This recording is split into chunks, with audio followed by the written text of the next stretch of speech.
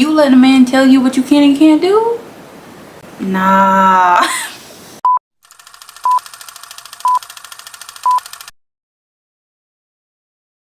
Hey guys, welcome back to my channel. It's your girl Alicia here, and we are here talking about season 3 episode 2 of The Ultimatum. Now, all of these are spoiler reviews if you do not want to be spoiled.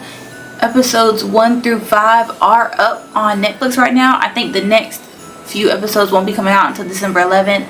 I will be going episode by episode by episode, so please no spoilers in the comments if you have watched all the way up to episode 5. And let's jump right on in, guys. So episode 2, we don't get a lot. I didn't write down a lot because I was kinda, you know, if you ever watch anime, the filler episodes, that's what this felt like. It was more speed dating, but something that did stick out to me was when Vanessa and Nick are talking.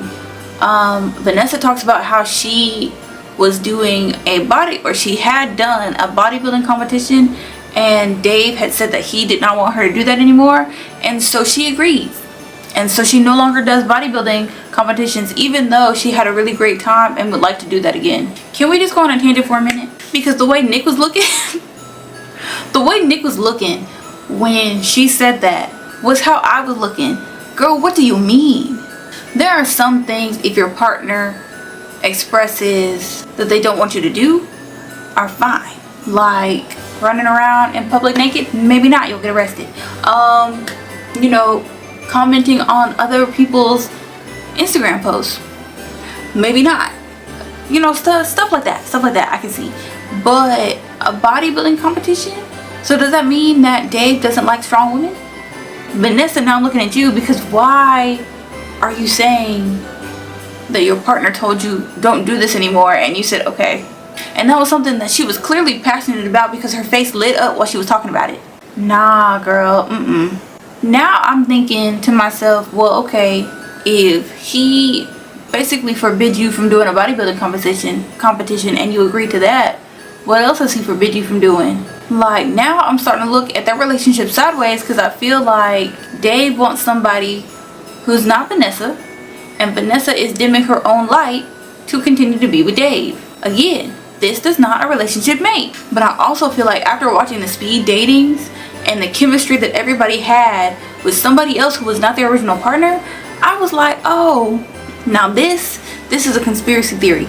But maybe they all came on the show because the dating pool was a mess, okay? And they were like, well, maybe I'll just have better luck finding somebody who's more compatible with me in this experiment. Because that's what it's looking like. It's looking like everybody's original partners are not it, and everybody's partners that they're going on these speed dates with are a better match, are a better fit. You can't tell me everybody has more chemistry with somebody else who is not their original partner. Oh my goodness. Everybody was settling this season, I guess. Child, I don't know. But we get through all the rest of those speed dates. We see a little bit of Micah and Mariah. They were kind of boring. So, I mean, the speed dates, the rest of them went good. I mean, at that point, everybody had pretty much, I feel like, based on the editing or whatever, had chosen who they were going to pair up with. So, like, it made sense. But then we get to the trial marriage pairings, right? So, Scotty and Zaina go first. Scotty gives a speech about how Zaina would be the woman that any man is lucky to be either married to or to be with. And it's obvious that Scotty is good at giving affirmations to people. Maybe not to his partner, but to Zaina for sure. And then Zaina reciprocates that with another speech. The speeches were kind of boring. They were kind of contrived. So like, I didn't write down too much about each of the speeches, but Zaina and Scotty couple up. Then we have Mariah and Micah couple up, because Mariah and Micah really only talk to each other. Like, I feel like they were another one of the people who didn't have chemistry with really anybody, but I could see the beginning of maybe like a friendship between Mariah and Micah. So they end up coupling up. Chanel and Dave couple up. I do remember that Dave had said during the choice dinner that, well, not during the choice dinner, but during the speed dating, I feel like Dave was surprised that a lot more women were not into him. Like I said from my previous video, Dave was acting like he was gonna be out there and he was gonna be the baddest kid on the block. He thought he was gonna go out there and all the women would drop to their knees basically and be like, oh Dave, please choose me. But that's not what happened, because Dave is playing. Dave is stale. Dave gives nothing, okay? Dave gives you nothing. Even when he was talking more, he gave not much, not very interesting. And so he and Chanel end up coupling up because they are another pair where they did not have a lot of chemistry with other people. The longest conversations that Mariah and Micah had were with each other. The longest conversations and the most conversations that Dave and Chanel had were with each other. I will say, to Dave and Chanel's point, Chanel has that energy that makes you feel very secure, very welcoming. She's got a very welcoming aura. And so even when I think they had another cocktail party and Dave was visibly getting upset with watching Vanessa and Nick interact, Chanel did her best to make him feel better.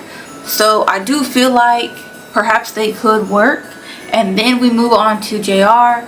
He says that he and Sandy really connected, but he also really likes the connection with Aria.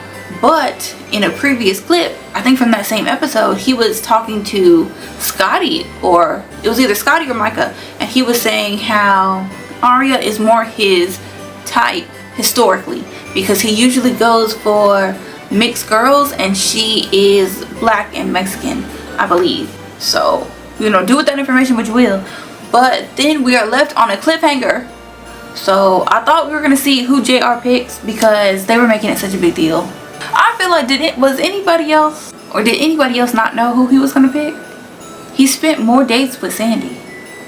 It would make more sense to pick Sandy, but they hyped it up to where it was gonna be like, oh, who's he gonna pick? Who's he gonna pick? We find out in the next episode. So that is all I have for y'all. Real short and sweet. Again, not much. This was definitely a filler episode. Not much was going on, and I was watching it with my husband, and both of us were looking at each other like, this man still is very unserious. Very unserious. So we'll see who he picks in the next episode. If you like these type of videos, go ahead and give me a like and subscribe if you have not already, because we are having a good time. Thank you guys so much for watching, and I will see you in the next one.